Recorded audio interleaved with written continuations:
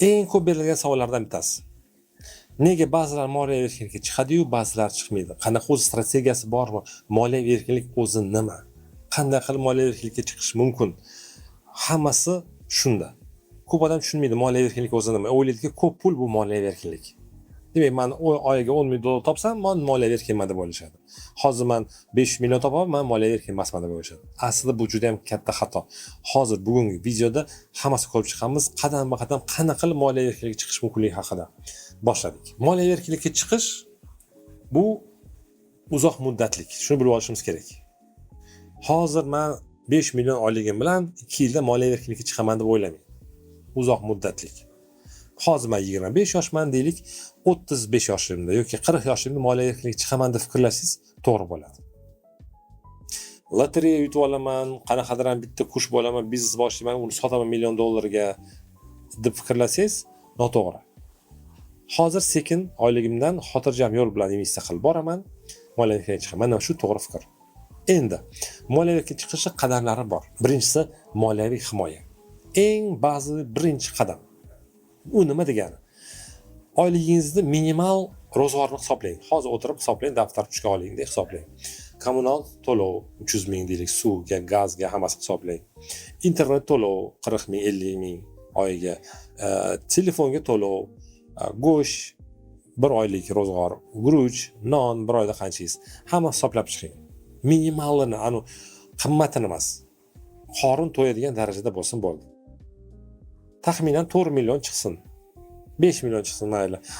Xarajatlarga qarab, hammada har xil. Lekin hozirgi O'zbekiston sharoitida taxminan 4-5 millionga minimal ro'zg'or tebratsa bo'ladi.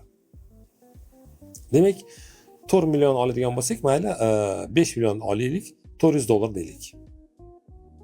400 dollarni, demak, bu sizning minimal rasxodingiz. Hisob qilamiz.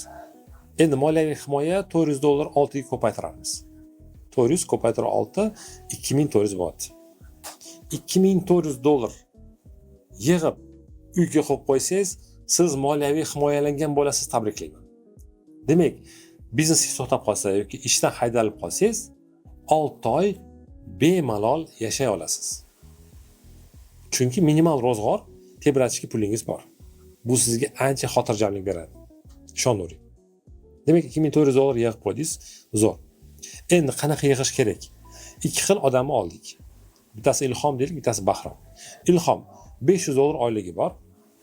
Ichidan 20 dollar olib qo'yaylik, Rafqat aka, mana o'zimni himoyam uchun deyapti. 480 dollar demak ishlatyapti. Minimal ro'zg'or 480 dollar. Demak, u 2880 dollar yig'ish kerak, to'g'rimi? 480 ni 6 ga ko'paytirganimda shunaqa bo'ladi. Va shu summani yig'ish uchun u 20 dollar ajratyapti xolos, shu summani yig'ish uchun. Demak, 20 dollardan 2880 dollar yig'ish uchun unga ro'pparasi 12 yil kerak bo'ladi. Bu juda ham uzoq muddat, 12 yil.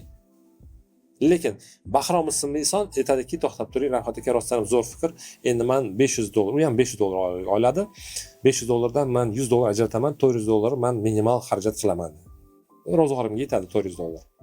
Taxminan 5 million yetadi va 100 dollardan ajratadi. Unga demak oyligi 400 dollar ishlatayotgani uchun 6 oy ro'zg'ori 2400 bo'ladi.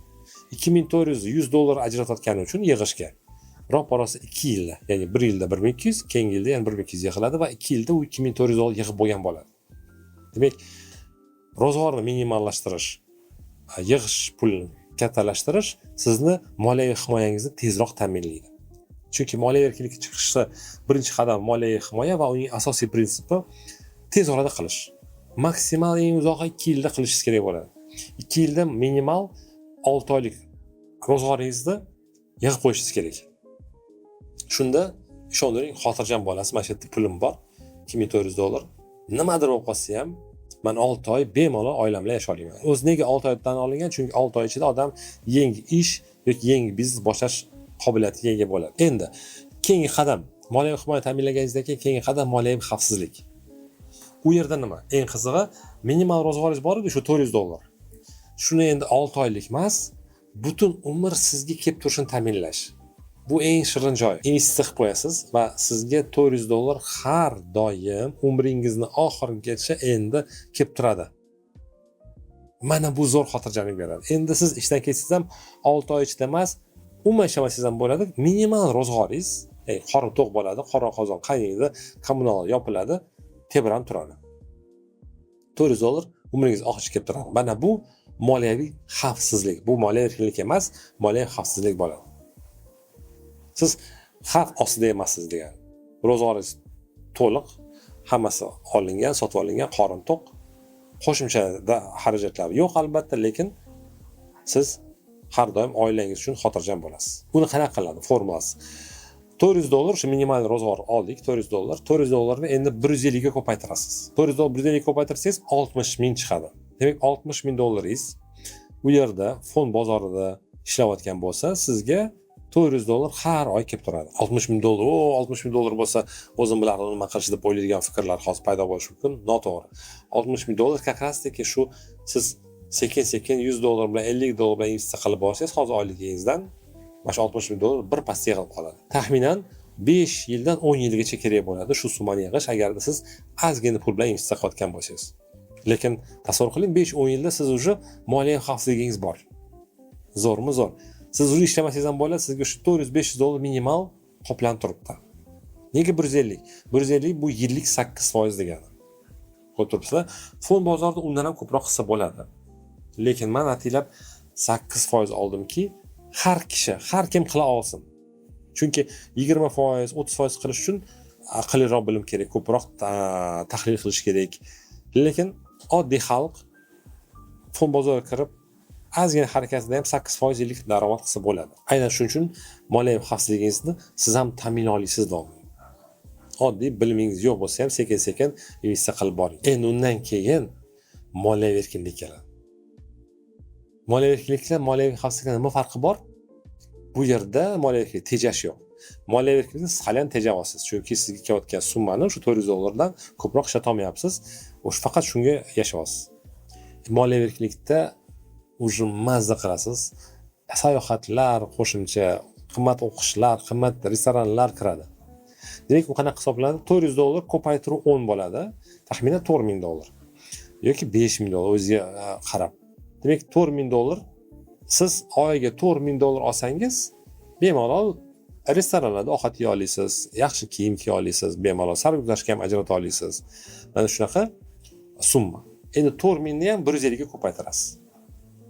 Demak, 150 ga ko'paytirilgan summa 600,000 chiqadi. $600,000 fond bozorida aylanayotgan bo'lsa, tabriklayman, siz moliyaviy erkinlikka chiqdingiz. Har oy sizga $4,000 tushib turadi. Endi tabiiyki savol tug'ilishi mumkin, qanaqa qilib men shu ozgina $50 bilan $60 bilan 600,000 ga chiqishim mumkin? Necha vaqtda, qancha uzoqlikda, qanchalik intizomli bo'lishim kerak, nimalarga investitsiya qilishim kerak? Bu haqida alohida darslik tayyorladim. Aksiyalar nima, qanchalik sizga foyda keltiradi, yillik daromad qanaqasi bo'ladi, qancha muddatda siz moliyaviy erkinlikka chiqasiz, barchasini shu darsda jamlab sizga beraman. Pastda havola qoldiraman. Albatta shuni ko'ring shu dars. Chunki bilaman, sizda pul yig'ilish mumkin. Oyligingiz 5 million bo'lar, 6 million bo'lar, million so'm yig'ishingiz mumkin bir oyda. Shuni investitsiya qilib boring. Oxir-oqibat o'sha yerdagi pul ko'payib, sложный effekt bilan ko'payishadi va oxir-oqibat siz $600,000 va undan ko'proq bo'lishi mumkin. Hammasi o'zingizning qaroringiz va o'zingiz pulingiz bilan ko'paytirish mumkin. Asosiysi men berayotgan aksiyalar ro'yxati, mumkin bo'lgan sotib olish mumkin bo'lgan aksiyalar qayerga, qaysi birjalarda, hammasi AOFI standarti bo'yicha joiz tan olingan va biz tavsiya qiladigan aksiyalar ham AOFI standarti bo'yicha mumkin, ya'ni halol aksiyalar hisoblanadi. Shularga investitsiya qilasiz, pulingiz ko'payadi va siz xotirjamsiz. Bu yerda ko'payayotgan pul menga halol pul kelyapti. Albatta video ko'rganlar foydali bo'ladi.